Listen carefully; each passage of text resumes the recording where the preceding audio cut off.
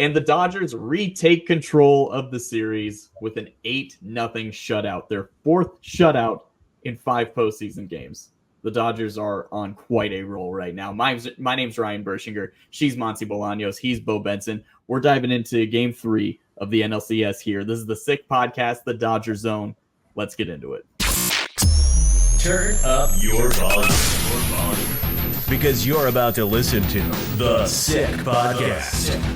The Dodgers Zone. Strike 3.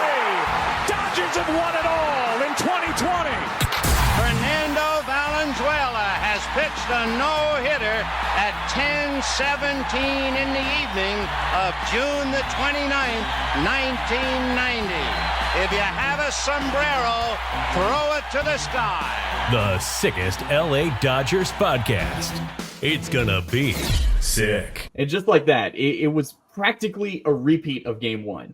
The same sort of script. You got a very strong start from the starting pitcher. You had to use a little bit more of the bullpen in this one, but no runs allowed by the entire staff overall. Great offensive performance up and down the lineup. A couple holes here and there. We'll get into those. Drawing a ton of walks, working their pitchers like crazy. The strategy's good. Let's keep it rolling. Monse, how did you feel about tonight's win?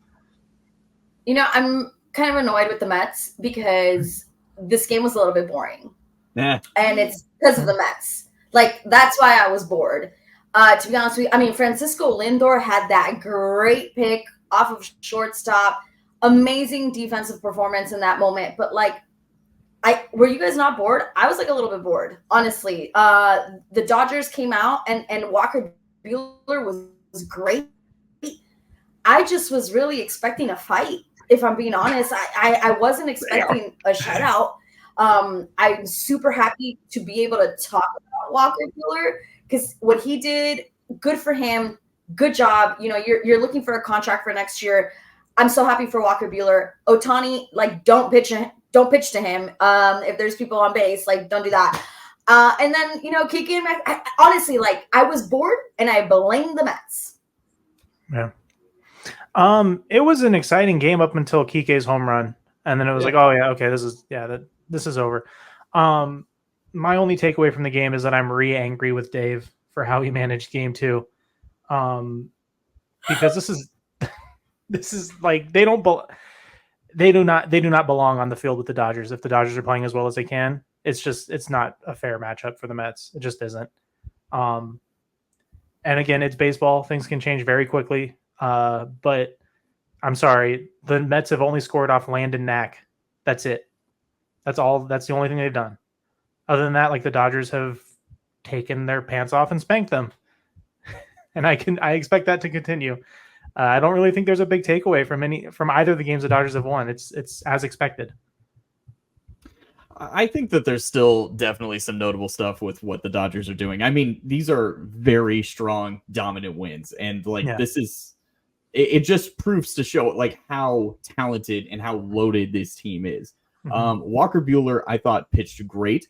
They did have to work him a bunch, but it was his best start. He got the most whiffs that he's gotten in a start all season. Mm-hmm. And I know the easy thing to say is, oh, that's vintage Walker Buehler. But watching him, not really. It was a different Walker Buehler, and it was a very effective one still. The velocity isn't there anymore, but his breaking stuff was on point tonight. He was getting guys to swing and miss out of the zone like crazy. And on the flip side of that, that's how Luis Severino has really been able to kind of revamp himself.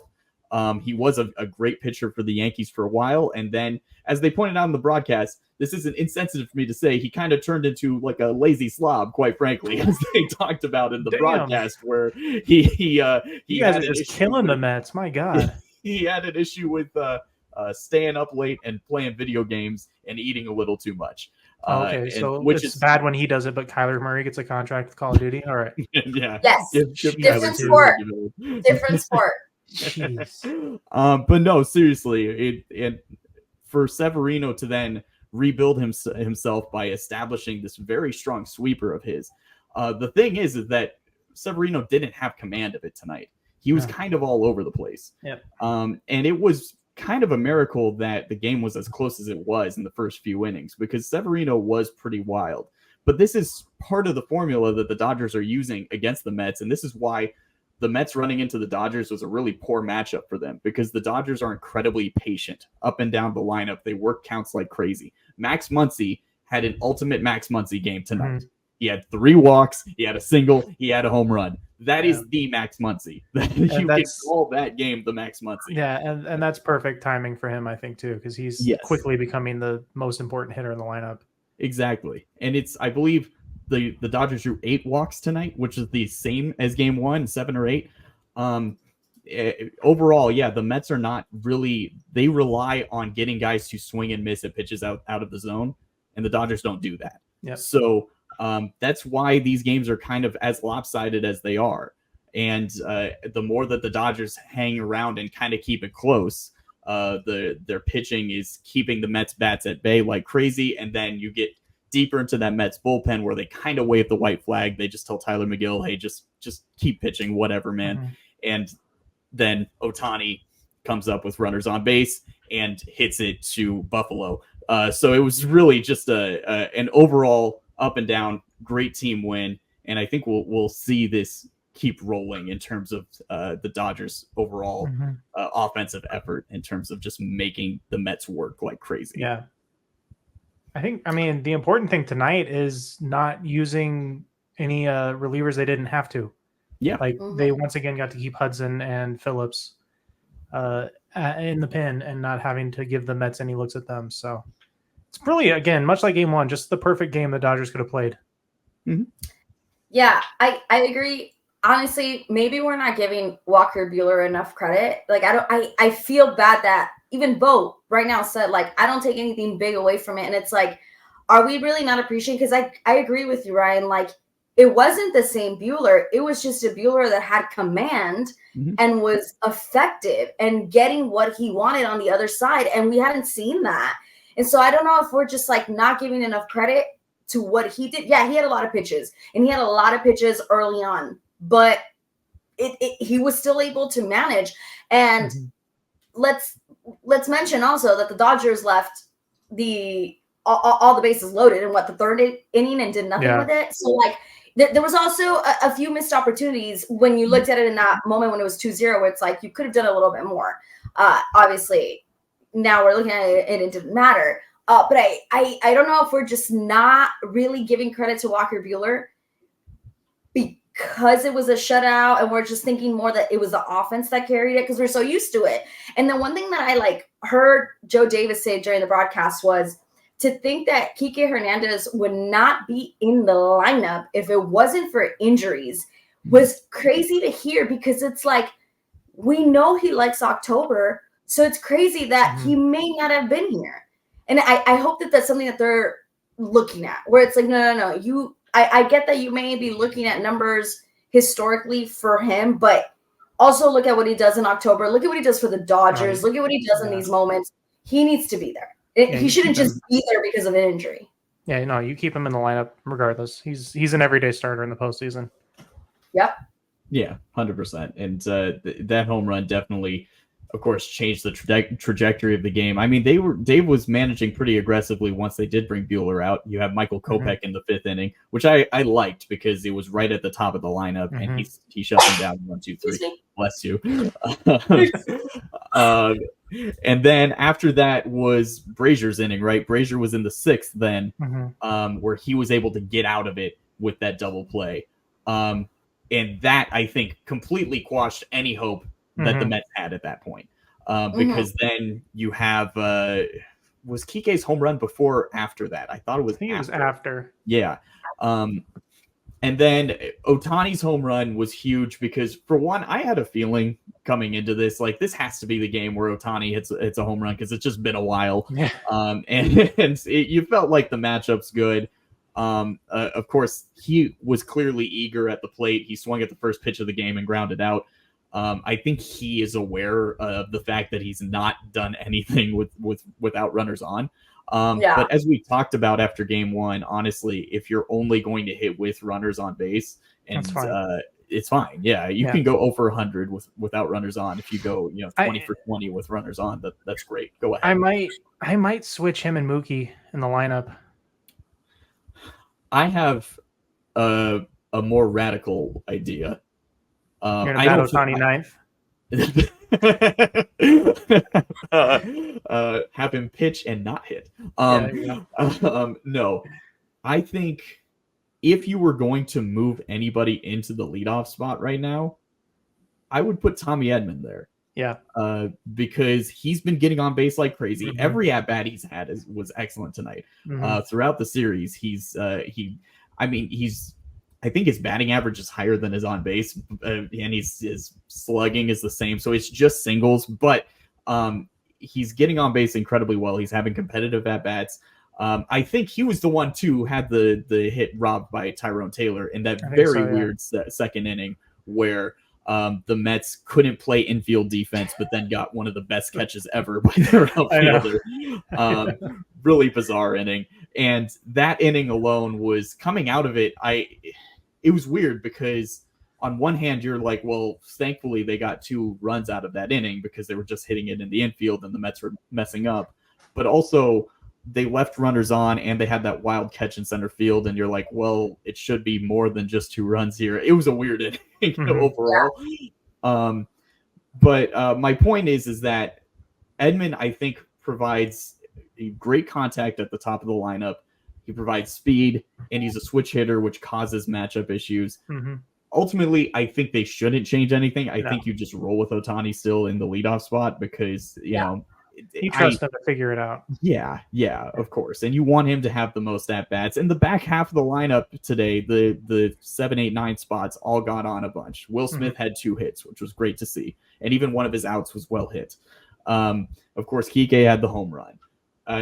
I like the adjustment of moving Max Muncy ahead of Teoscar today because that worked really well. Because unfortunately, we do have to point out Teoscar hasn't gotten a hit this series yet. Yeah, which is weird. But that's another thing where you kind of trust them to figure it out. Yeah, they're scoring 8, 9 runs a game without Teoscar doing anything. As you mentioned, the Mets, their whole staff is focused on getting you to chase, which is the one thing that Teoscar loves to do. Yeah, so it's understandable. My biggest concern in the lineup is Freddie Freeman. I don't know how much longer he can play on that ankle. Yeah, because I think it's starting to affect him at the plate as well. He just doesn't look comfortable. He doesn't look comfortable, but I mean, he's getting on base. He's getting hits. You're right. He doesn't look comfortable. And I don't know at what point do you keep putting him out there where it's not detrimental, but they're winning, right? But I agree with you. He does not look comfortable, but do you tell him he can't play when he's telling you, no, I'm good?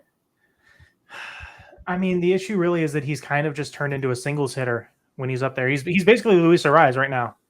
And you're not a fan. Except he can actually play defense. So it's tough. It's tough. I don't know what you do. But if Freddie had a couple of key stretches at first base tonight too, that helped convert a couple double plays.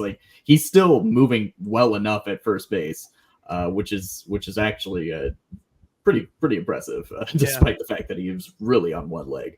I'm fine with Freddie kind of being a singles hitter right now. I think that's fine. It's clear that the power is the thing that's going because of the ankle issue, but as Monse, as you said, he's getting on base and he's still getting hits. So I'm not too concerned. The concern is just how long can it hold up? Of course, right, right.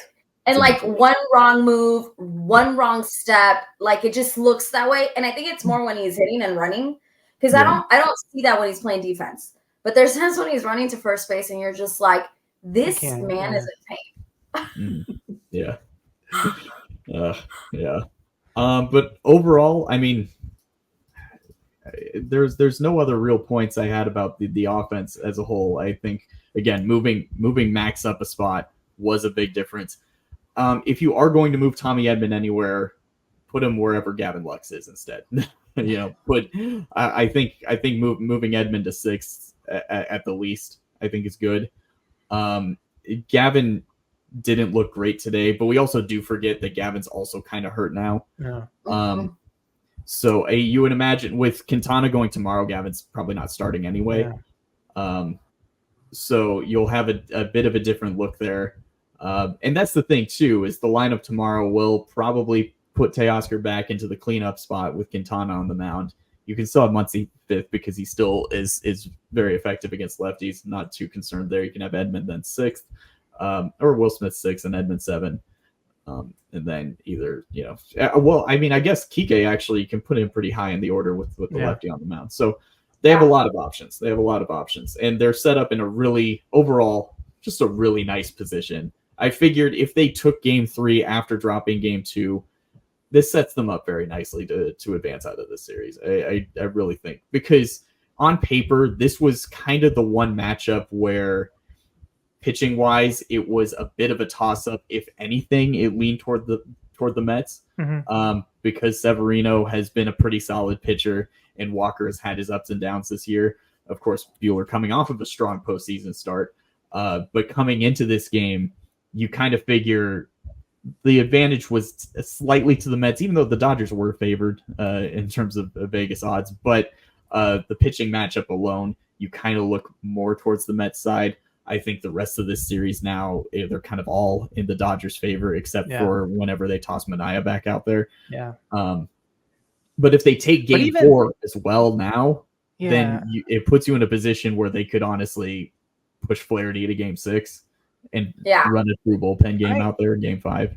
And I don't think Manaea was that great in his start, to be honest with you. Like, he didn't let them score, but they were getting on base almost every single inning. If they didn't get on in every single inning. So I think they had chances to break through against him.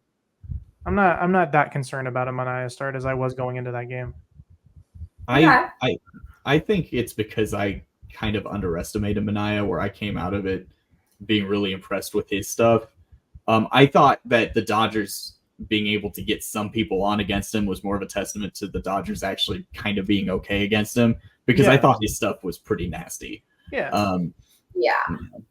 I'm giving more credit to him than saying that the Dodgers didn't do the job. I agree with Ryan. I think I was just more impressed with what he did, and I wasn't expecting it. Yeah. Trying to think of anything else from this game. This is overall just a very strong game. It's a really strong game, and honestly, like, what a different feeling from the Padres series, right? Like game 3 when we were talking about the Padres, like such a different feeling in a positive way. Right now the Dodgers look like the better team. Yeah. There's no ifs, ands, or buts about that one. Yeah. Baseball's cruel, but there's very clearly one team that deserves to be in the NLCS right now. Based on these 3 games. And nothing against the Mets, but they're honestly, I don't want to get too ahead of things, but this is house money for them this season. It really is. Yeah. They were able to fight and get into the postseason despite the fact that going all the way back to last year, where they traded away Max Scherzer and they literally told him, like, hey, we're not going to compete next year. That's why we're doing this. And then this year, if you guys, we did an entire episode after the Mets series where all we could do was marvel about how bad of a team the Mets were. Yeah. Like, it was a joke. Like, they were awful in the middle of the season. They were so bad. They had the whole Jorge Lopez implosion. They like thinking, forgot about that. Yeah, that was this season. That's the same team. That's how long baseball is. Yeah. Forgot about that. Yeah. I don't think they had any major deadline moves or anything like that. Not that I can think of.